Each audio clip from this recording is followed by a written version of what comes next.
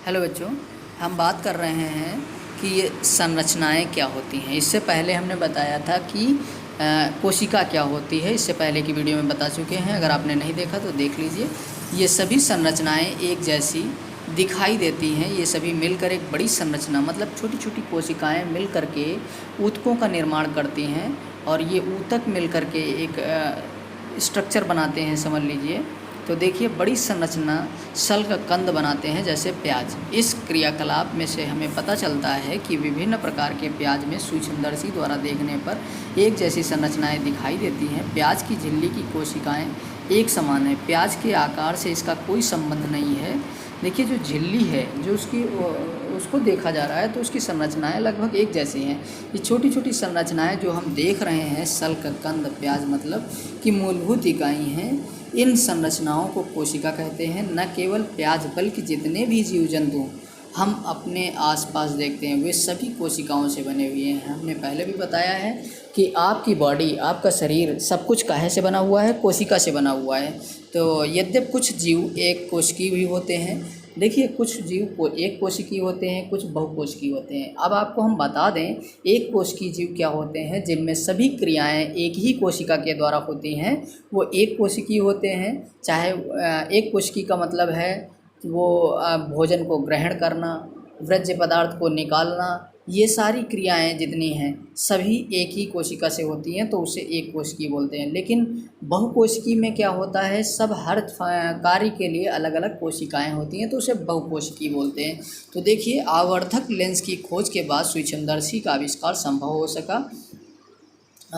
यह पता चला है कि एकमात्र कोशिका स्वयं में ही एक संपूर्ण जीव जैसी अमीबा, क्लैमिडोमोनास, पैरामीशियम तथा बैक्टीरिया हो सकती हैं। इन सजीवों को एक कोशिकीय जीव कहते हैं। ये जितनी सजीव हैं ये सब एक कोशिकीय हैं। इसके अतिरिक्त बहुकोशिकीय जीवों में अनेक कोशिकाएं समाहित होकर विभिन्न कार्यों को संपन्न करने हेतु विभिन्न अंगों का निर्माण करती हैं। इसके कुछ उदाहरण हैं, जैसे फंजाई, कवक, पादप, जंतु। ये सब बहुकोशिकीय हैं। इनमें हर कार्य के लिए अलग अलग फंक्शन होते हैं। क्या हम कुछ और एक कोशिकीय जीवों के विषय में पता कर सकते हैं? प्रत्येक बहुकोशिकीय जीव एक कोशिका से ही विकसित हुआ है। कैसे? कोशिकाएं विभाजित होकर अपनी ही जैसी कोशिकाएं बनाती हैं। देखिए, ये जो कोशिकाएं हैं, बहुत सारी कोशिकाएं मिल करके एक इस तरीके के जंतु या जीव का निर्माण करते हैं, और ये सभी कोशिकाओं से ही मिलकर बने हैं। इस प्रकार सभी कोशिकाएं अपनी पूर्ववर्ती कोशिकाओं से उत्पन्न होती हैं। ये आपस में एक दूसरे से बनी हुई हैं। देखिए, आप क्रियाकलाप यहाँ पर पढ़ सकते हैं। इसमें कुछ पॉइंट दिए गए हैं, ये आप अपने आप से पढ़ लेंगे। इसमें क्रियाकलाप के बारे में दिया हुआ है। बाकी हम आगे आपको बता रहे हैं। देखिए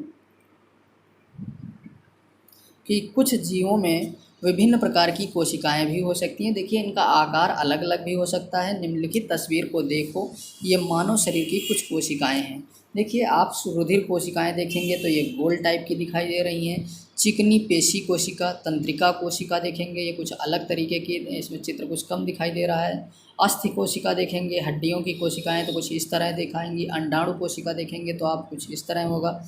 शुक्राणु कोशिका देखेंगे तो कुछ इस तरह होगा। वसा कोशिका देखेंगे तो कुछ इस तरीके से दिखाई देंगी आपको। तो ये सारी हैं कोशिकाएं। कोशिकाओं को की आकृति तथा आकार उनके विशिष्ट कार्य के अनुरूप होते हैं। कुछ कोशिकाएं अपना आकार बदलती रहती हैं, जैसे एक कोशिकीय अमीबा। कुछ जीवों में कोशिका का आकार लगभग स्थिर रहता है और प्रत्येक प्रकार की कोशिका के लिए विशिष्ट होता है। उदाहरण के लिए तंत्रिका कोशिका, मतलब कुछ की कोशिकाएं तो बिल्कुल फिक्स हैं और कुछ कोशिकाएं अपना आकार बदलती रहती हैं। प्रत्येक जीवित कोशिका में कुछ मूलभूत कार्य करने की क्षमता होती है, जो सभी सजीवों का गुण एक जीवित कोशिका के मूलभूत कार्य को कैसे करते हैं। हम जानते हैं कि बहुकोशिकीय जीवों में श्रम विभाजन होता है।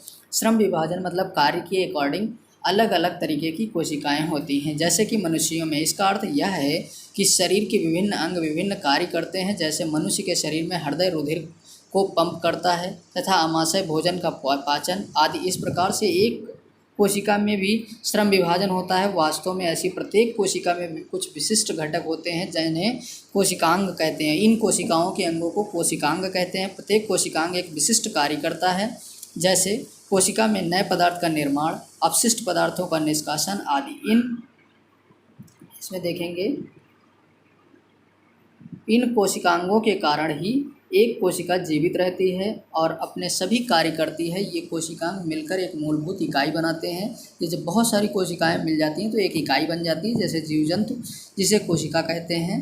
और यह बड़ा रुचिकर है कि सभी कोशिकाएं में एक ही प्रकार के कोशिकांग होते हैं। इससे कोई फ़र्क नहीं पड़ता है उसके कार्य क्या हैं अथवा वे किस जीव में पाई जाती हैं।